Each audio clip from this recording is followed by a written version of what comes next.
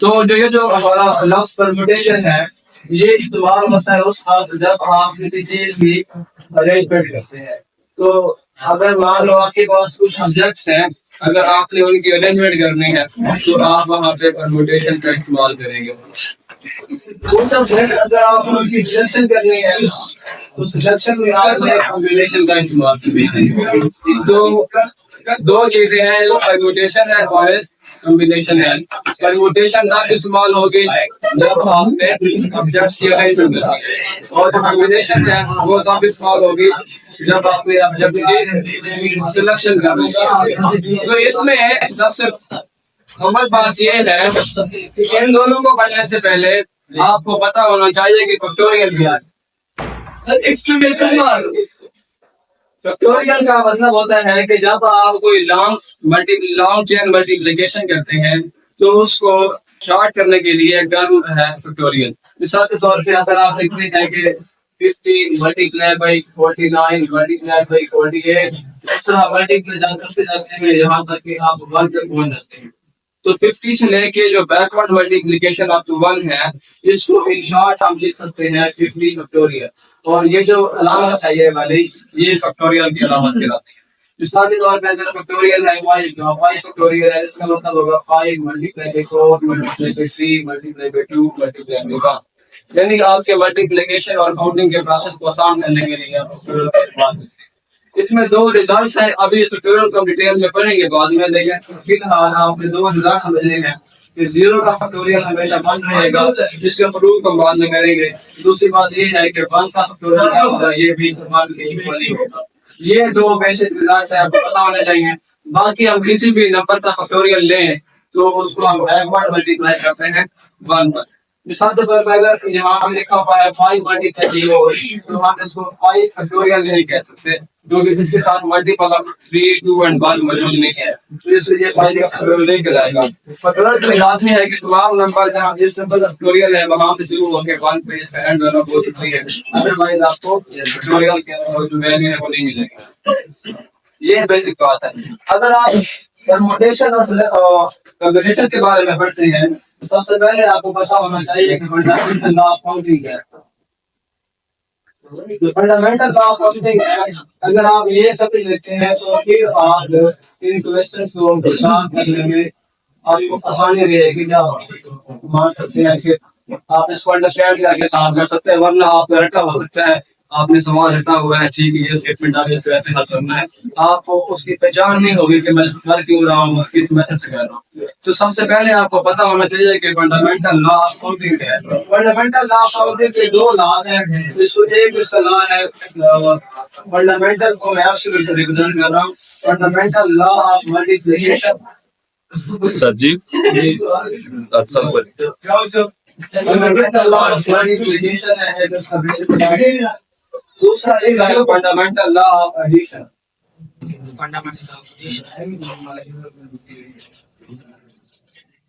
ये दो लॉज हैं। सबसे पहले इन्हीं को समझते हैं कि ये इस्तेमाल कब होते हैं, गुलाम करते हैं। फंडामेंटल लॉ ऑफ मल्टीप्लिकेशन हम तब इस्तेमाल करेंगे जब आपके पास दो इवेंट है और वो दोनों के अक्कर होने की जो चांस है उनका दोनों का मुख्तलिफ है। मिसाल के तौर पे एक इवेंट है वो n वे से हो रहा है, दूसरा इवेंट n वे से हो रहा है। तो फिर हम अगर उन दोनों इवेंट को साइमल्टेनियसली देखना चाहें तो फिर वहां पे हम लॉ ऑफ मल्टीप्लिकेशन का इस्तेमाल करेंगे।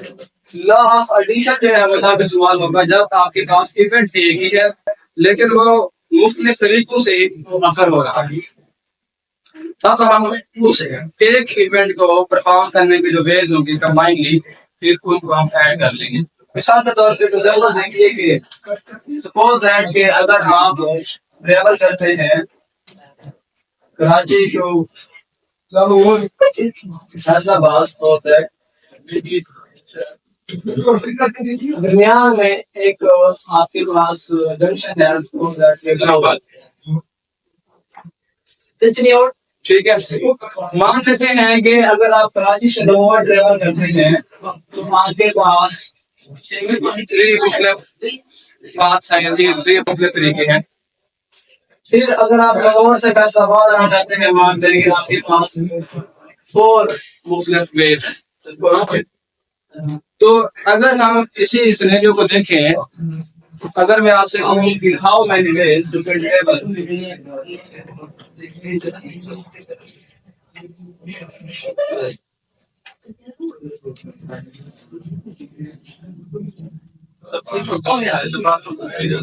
Can travel from Karachi to Faisalabad via Lahore.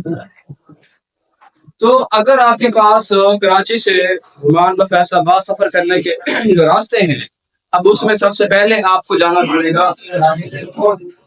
ये पहला इवेंट हो गया, ठीक है। इस इवेंट को परफॉर्म करने के कितने हैं? 4 वेज है, 3 वेज है। फिर लाहौर से फैसलाबाद अगर आप मूव करते हैं, ये दूसरा इवेंट है, इसको परफॉर्म करने के आपके पास 4 वेज है। तो अब अगर आप इसी इवेंट को सिमल्टेनियसली परफॉर्म करें, तो आप कितने तरीकों से इस इवेंट को परफॉर्म कर सकते हैं? तो फिर आप लॉ ऑफ मल्टीप्लिकेशन यूज करेंगे। तो आप कह सकते हैं अगर यूज करना चाहते हैं तो ये फेज है जिससे हम ट्रेवल कर सकते हैं। तो सबसे पहले यहाँ पे हम लॉ ऑफ मल्टीप्लिकेशन देख लेते हैं। लॉ ऑफ मल्टीप्लिकेशन ये कहता है कि सपोज है आपके पास there are different ways and there are m different ways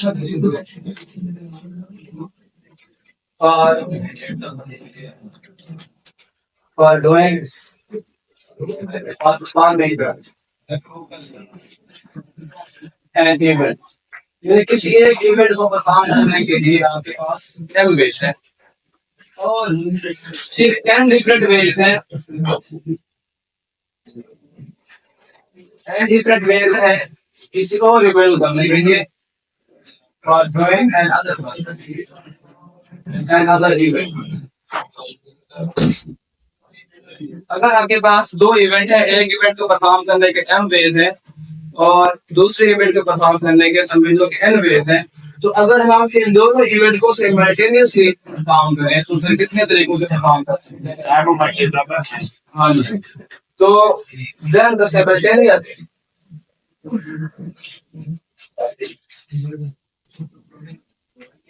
simultaneous ways to do both events, तो ये बनेगा m मल्टीप्लाई n। ये है लॉ ऑफ मल्टीप्लिकेशन जिसकी मैंने आपके सामने देखी। अब लॉ ऑफ एडिशन के ऊपर आ जाते हैं।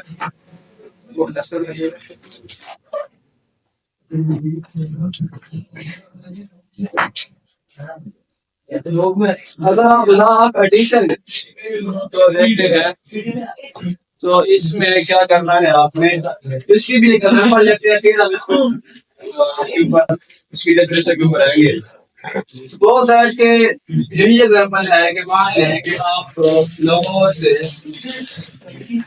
मूव करते हैं इस्लामाबाद,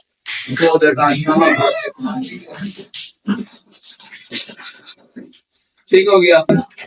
अगर आप इसको देखो तो हम कहते हैं कि इसमें 4 वेज है। अगर आप बाई बस ट्रेवल करें,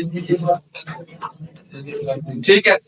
सिमिलरली इसी इवेंट को, इसी सफर को तय करने के लिए आपके पास एक और रास्ता है। अगर आप लाहौर से इस्लामाबाद सफर करना चाहते हैं, मान लें कि आपके पास 3 रूट्स हैं बाई ट्रेन ट्रेवल करने के, और इसी इवेंट को अगर आप देखो तो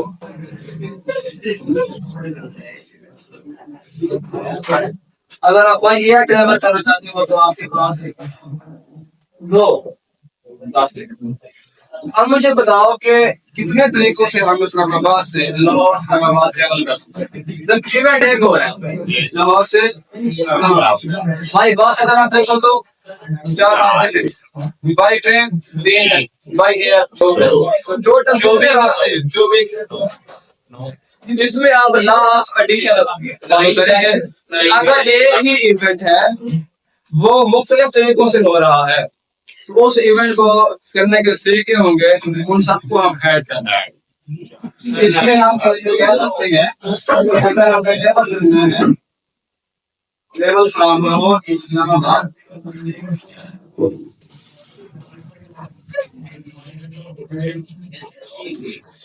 हमारे पास 4 + 3 + 2 टोटल 9 डेज। तो फंडामेंटल लॉ ऑफ एडिशन का भी इस्तेमाल होगा।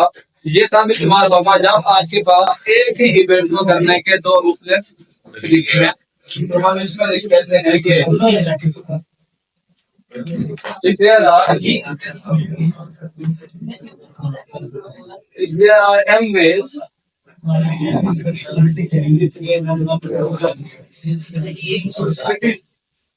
to do a wash, to do a इसके बाद इसी इवेंट को करने के हैं और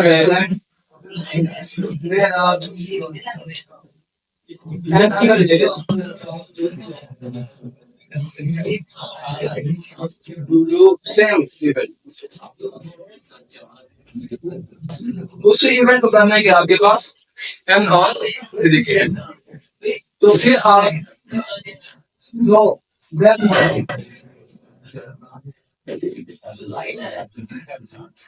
then the event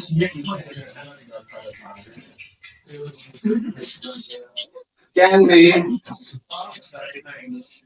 done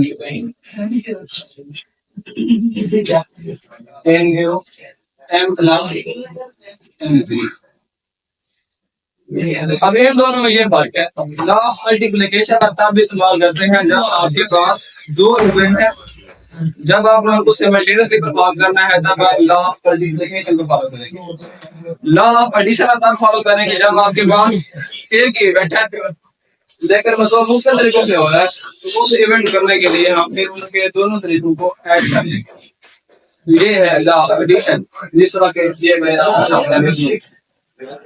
इसमें क्या होता है, बाद दफा जो लफ्ज़ इस्तेमाल होता है और का लफ्ज़ इस्तेमाल होता है। तो there are 3 ways to perform one case और to perform one और 4 ways to perform one case। ठीक बात। ऐसे तो मतलब करने के लिए 4 तरीके हो सकते हैं और 4 तरीके हो सकते हैं। टोटली कितने तरीके होंगे 4 + 7। अगर हम इसको देखो जहाँ पे एक लफ्ज़ इस्तेमाल होगा and, okay there are 2 ways to perform one A and 3 ways to perform one B। In how many ways the one A B can perform, उसमें फिर आप उनके मल्टी देगा। तो ये फंडामेंटल लॉ ऑफ एडिशन है और फंडामेंटल लॉ ऑफ मल्टीप्लिकेशन। अगर आप ये क्लियर है तो फिर हम अपनी क्वेश्चन कर सकते हैं। सर जी शोर का रहे हैं दूसरी क्लास के बच्चे इसमें जी हमने मैंने यकीन वाला सीसीटीवी में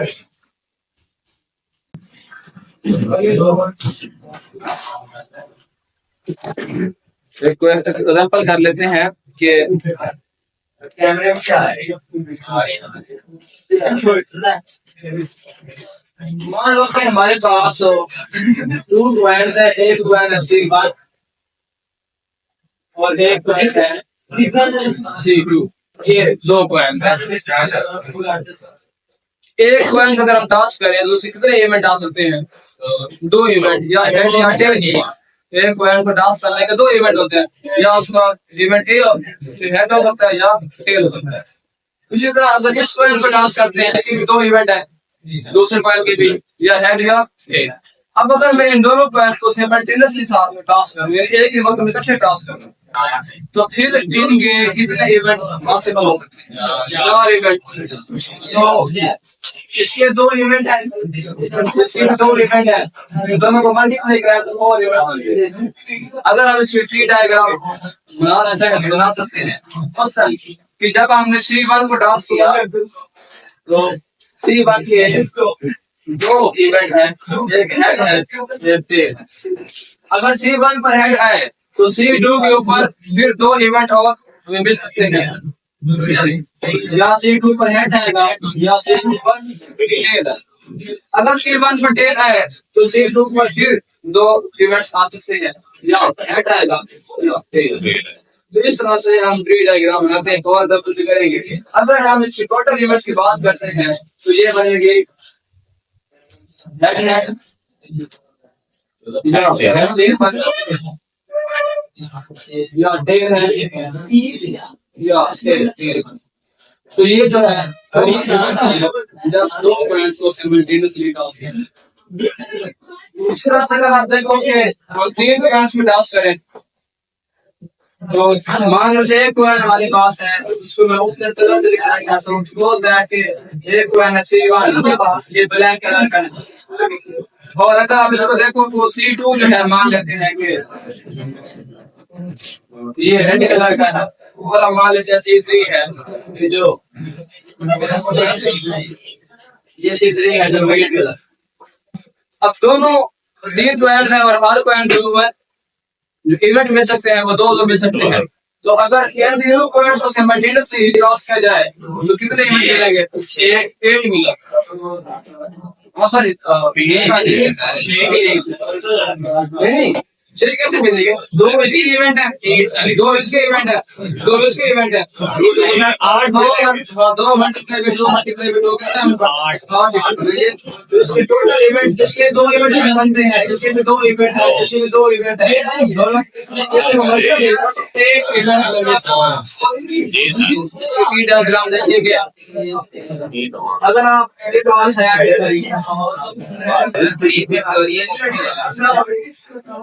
D2 की पावर 6 पर है। अरे उसकी तो आएगी अभी हम फंडामेंटल लॉ फॉर्म में नॉर्मल के हमारे पास पहले क्वेश्चन को टास्क करने पे हेड और टेल मिलता है। अगर हम पहले क्वेश्चन को टास्क करते हैं तो हेड मिले, तो दूसरे क्वेश्चन पे क्या मिल सकता है? पहले क्वेश्चन के हेड क्या है, दूसरे क्वेश्चन पर फिर हमारे पास 2 ऑप्शन है, या हेड मिल सकती है या टेल। अगर पहले में टेल है तो फिर दूसरे के ऊपर आने की या हेड जाएगी। अब अगर मान लो कि दूसरे के ऊपर हमें हेड मिल जाए, अगर हमें दूसरे का हेड मिल जाता है तो तीसरे पॉइंट पे क्या मिलेंगे? फिर 2 मिल सकते हैं, या हेड या टेल। यहाँ पे फिर 2 मिल सकते हैं, या हेड या टेल। अब इस पे आ जाए, अगर आपको दूसरे कॉइन के ऊपर हेड मिलता है तो फिर तीसरे कॉइन पे मिलने के चांसेस कितने हैं? अगेन 2 है, या यहाँ पे हेड मिलेगी या यहाँ पे टेल के ऊपर पे। तो ये हमारी ट्री डायग्राम बनती है। अगर आप इनको इनके एलिमेंट्स को या इवेंट्स को मिला के लिखो तो ये बनेगी पीछे लिख लेते हैं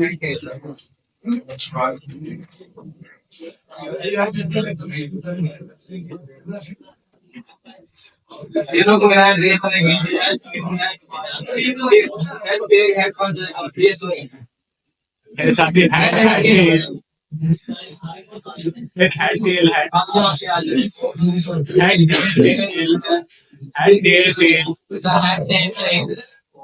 tail head tail head tail tail head tail तुझे इस तरह से आप इवेंट निकालने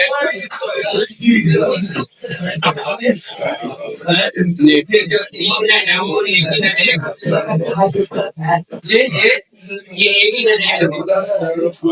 हाँ मतलब अगर ये इवेंट्स है मतलब अगर आप 3 इवेंट टास्क करो हो सकता है तीनों पे हेड आ जाए, या हो सकता है 2 पे हेड 1 पे टेल हो, या हो सकता है 1 पे हेड हो 1 पे टेल हो, फिर उसके तीसरे पे हेड आ जाए। तो ये इवेंट्स की जो है आउटकम से कह सकते हैं कि इतने इवेंट्स हमारे पास होने के, और इवेंट ये इवेंट कौन से होंगे? इवेंट ये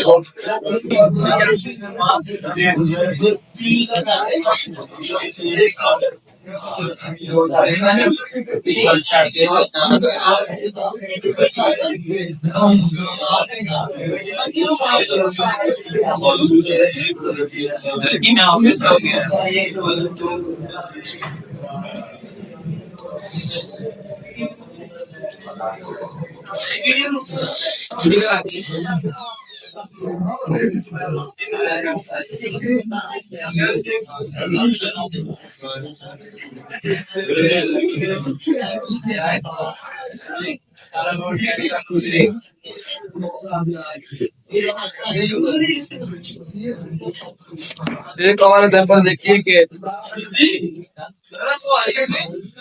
जी हाँ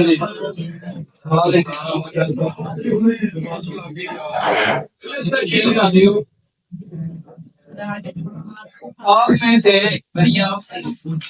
अक्सर ने शायद ये टीवी पे मिसाल मैंने एक दफा पिछली क्लास में दी है कि एक कहानी है जो हिंदुइज्म में बड़ी मशहूर है, महाभारत। महाभारत आपने शायद किसी ने देखी हो या सुनी हो उसके बारे में ना? उसमें एक कैरेक्टर है दुर्योधन, उसका दूसरा नाम है ना वाल पर। तो उसका एक मामा होता है कि जो इसके कजन्स जो जुए के अंदर ना फांसे का खेल होता है, डाइस का खेल होता है, उसमें वो जुए पे लेकर आता है। तो जब वो डाइस पर रोल करता है, जो भी वो नंबर चाहता है वही नंबर उसको मिल जाता है।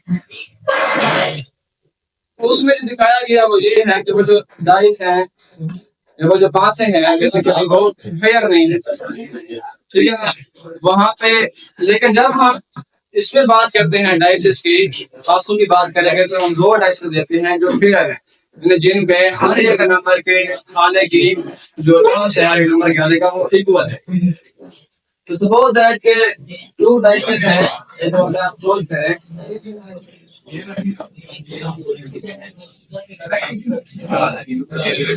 आप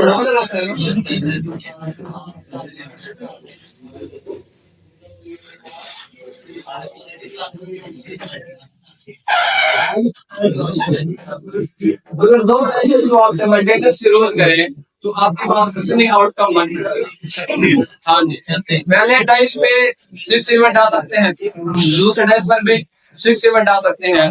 टोटल इवेंट कितने बनेंगे? एक के बाद रोल किया जाए तो इसलिए अगर हम ट्री डायग्राम बनाना चाहें, देखिए कि अगर एक इवेंट को रोल करते हैं तो 6 इवेंट आ सकते हैं, 1 2 3 4 5 6। अब अगर डाइस 1 को रोल करें 1 भी ले तो डाइस 2 पर मेरे कितने इवेंट आ सकते हैं? और 6 इवेंट आ सकते हैं। तो यहाँ पे 1 मिल सकता है, यहाँ से 2 मिल सकता है, 3 भी मिल सकता है, 4 भी मिल सकता है, 5 भी। इसी तरह अगर इवेंट 2 की बात करें, यहाँ पर भी 6 इवेंट हम ले रहे हैं।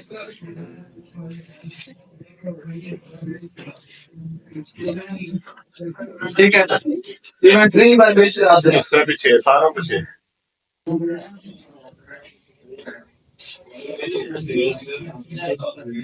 उसी तरह इसमें भी